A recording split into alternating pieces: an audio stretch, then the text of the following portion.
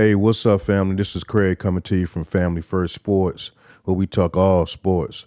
Please like and subscribe to my channel. Listen, man, we're going to get into this game that happened last night, the Philadelphia Eagles against the Atlanta Falcons. Man, that was a shocker. That was a shocker. The Eagles had the game locked up. We're going to talk a little bit about that. We're going to talk a little bit about the Cowboys and New Orleans Saints. And I got some thoughts, man, about yesterday after I done calmed down a little bit, and want to share some thoughts with you guys and see what you think about it. So anyway, let's get into it. Let's talk about these Eagles and the Falcons now. Please, guys, help me understand something. If you're a defensive coordinator and you're playing against the likes of Jalen Hurts and Lamar Jackson, shouldn't you have a spy on the defense at all times against these guys?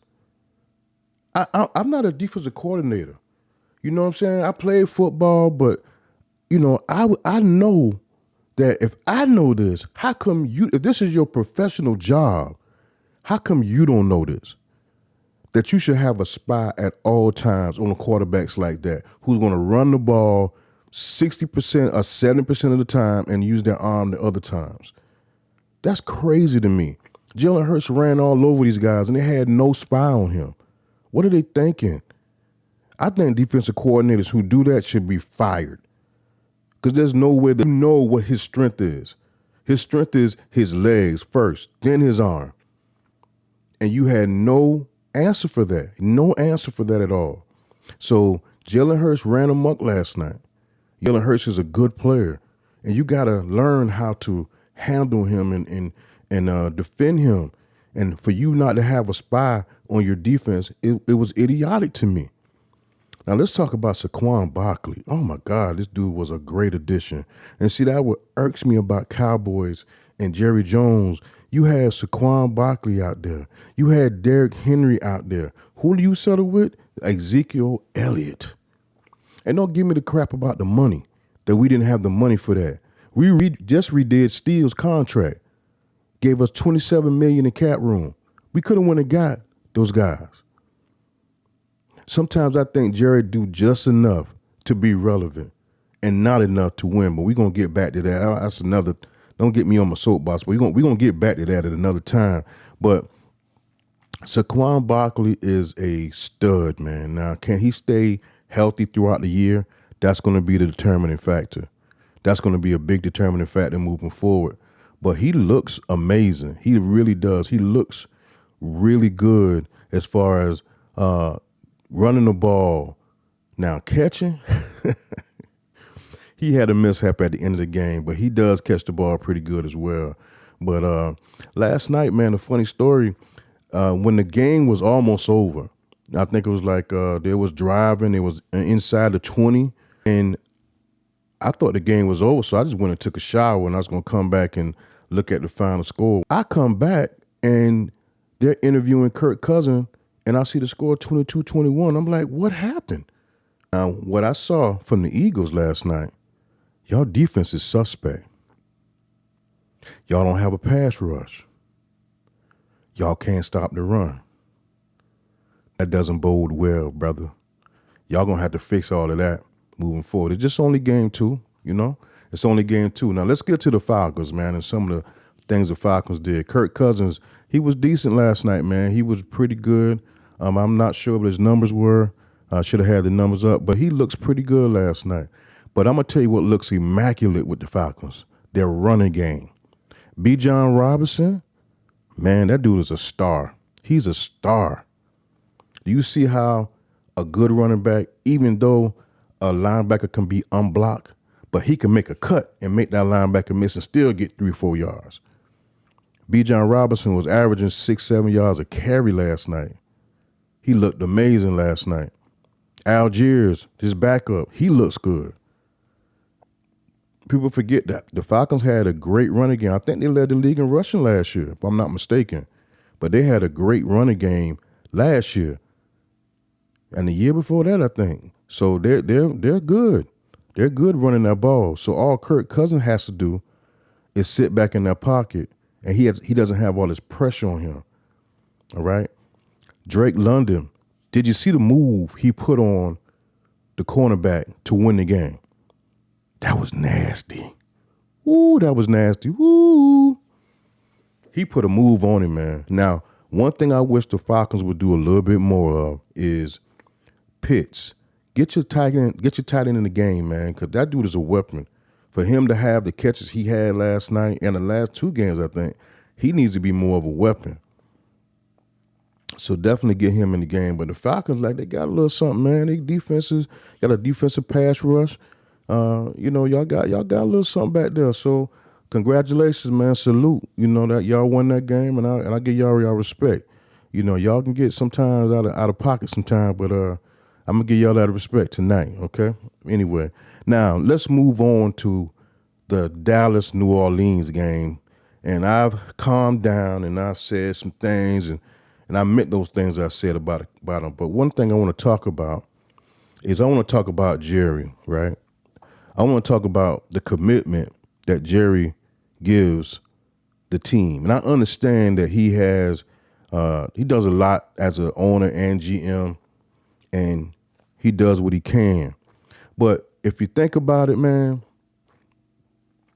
a GM looks at your team, see the holes, and he fits those holes in before the season starts. We knew that we didn't have a running game. We knew when Tony Pollard, we wasn't going to sign Tony Pollard. We knew we didn't have a running game. But what did we do? Did we do anything in the offseason to fill his spot? No, we didn't. We got Ezekiel Elliott. Did you guys see the play when Dak was in trouble and he flipped the ball to Zeke? Old Zeke, that's easy. That's an easy 40, 50 yard, maybe a touchdown. New Zeke, that's 12 yards. Man, if you don't get don't get me started, man. We need a running back, guys. Look at Bijan Robinson last night. When there's an unblocked linebacker coming in, he puts a move and he makes a cut and he gets up there. Now, if there's an unblocked linebacker against us, we getting tackled for losses. That's the difference between a dynamic running back or just a good running back. You got to make people miss some time because there are going to be people who are unblocked at times. So, and we don't have that. Back to Jerry. I think Jerry does just enough for us to be relevant because his ultimate goal is to make money. His ultimate goal, I don't think it's to win Super Bowls. I think it's to make money. Here's why I say that. And look at what he did to Jimmy. Here it is, a guy who has won you 2 championships, right? You decide to fire him because the ultimate goal for you wasn't about winning. It was about money and getting all the credit. And we won another Super Bowl with Jimmy Johnson fumes. That's how dope Jimmy Johnson was. We won a Super Bowl with Jimmy Johnson's fumes. I don't give Barry Switzer no credit. And Troy Aikman don't either. That Super Bowl we won was built on leadership from Troy Aikman, Michael Irvin, and Emmitt Smith in our defense. Yes, he held it together, but those was Jimmy Johnson's players. The things that he implemented into them. Those are his fumes, and we won a Super Bowl with his fumes. Imagine if we would have never got rid of Jimmy Johnson. So he told you then he wasn't really about winning. Fast forward to now. Dak Prescott, I like Dak. Don't get me wrong. But I think they put so much on Dak to make him like he's Superman. He's not Patrick Mahomes. He's not, man. He needs a running game. Let's just look at Patrick Mahomes. Now, we give Patrick Mahomes, we put him the top. He's the top guy on the food chain, right? He's the top quarterback in the league. Tell me, does Patrick Mahomes have a running game? They might not be well-known running backs, but does he have a running game? Yes. Any decent quarterback, our top quarterback, they got somewhat of a running game. You can't give Dak all this money and expect him to win the games with no running game. He has no running game with him.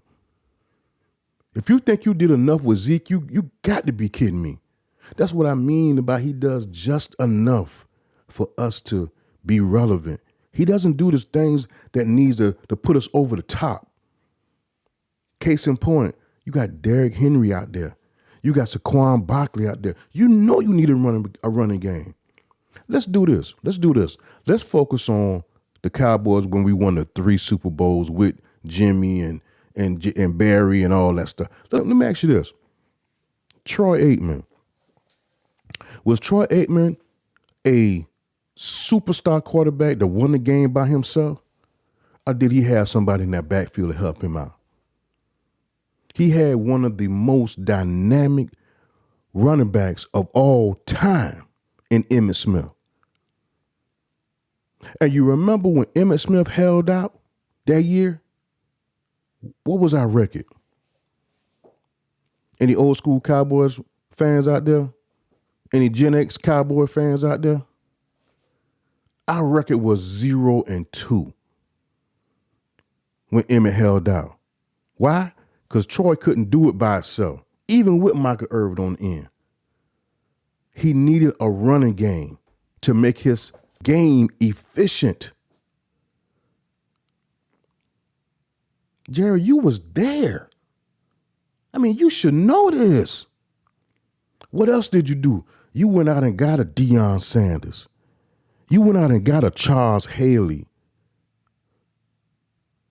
Why we not doing that? You was there, bro. You was there winning the Super Bowls, doing these things to put us over the top. Why you not doing that now? You know what it takes. You did it. And you telling me all these players in free agency are out that can help you get over the top? You don't pull the trigger? See, this is what irks me about him. This is why I know it's just not about winning with him. It's about being relevant. Look at the decisions he makes when he make announcements. He holds it to the last minute. He could have been signed Dak. He signed Dak right before the game starts. Pay attention, man.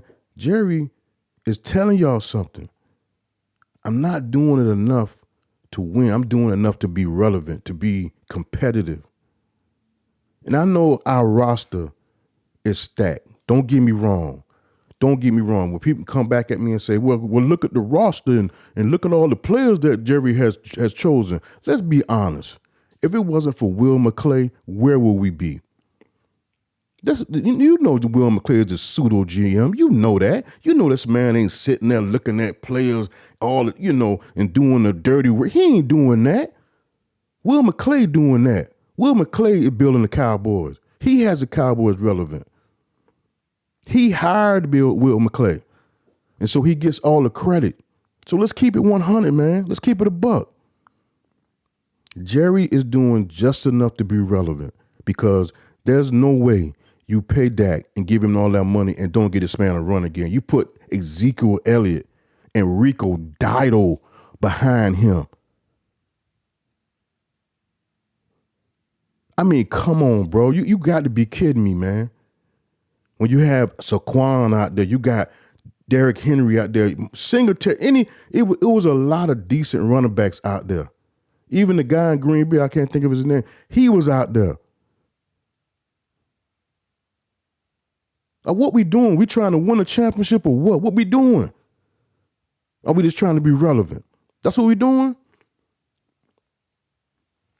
All right, guys, I'm on my soapbox, but let me say this last thing too about the Dallas Cowboys. And I've known this for years, right? One thing about my Cowboys is that when we win a game and we get up, we go home and we read our press clippings. We go home and we get full of ourselves.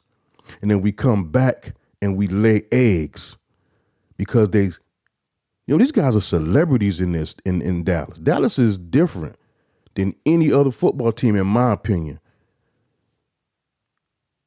These guys got shows.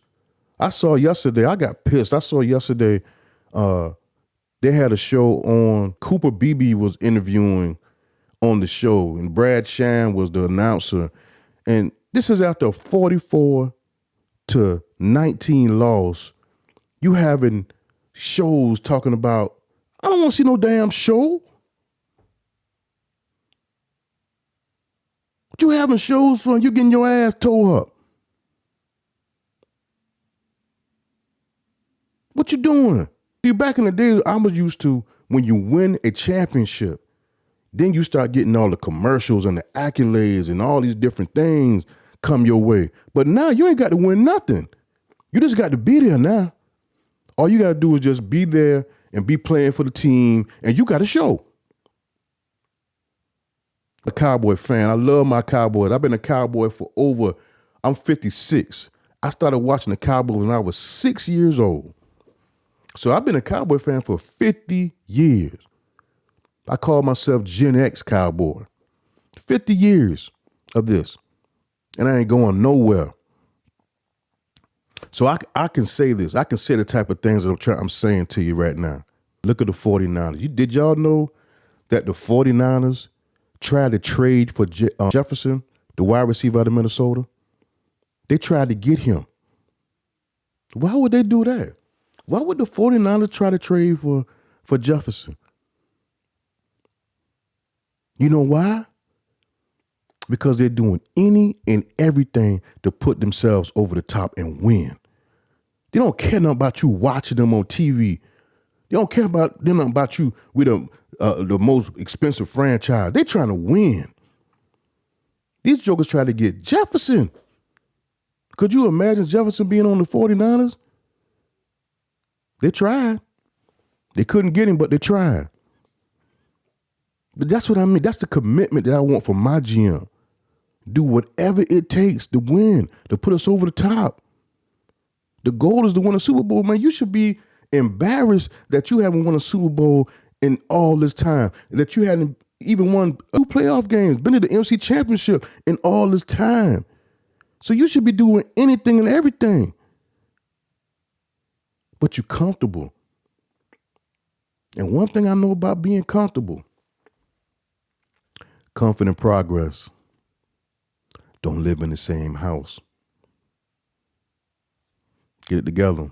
All right, fans, I thank y'all for coming in. Thank y'all for looking at the show. Please like and subscribe. This is Family First Sports. Y'all take care.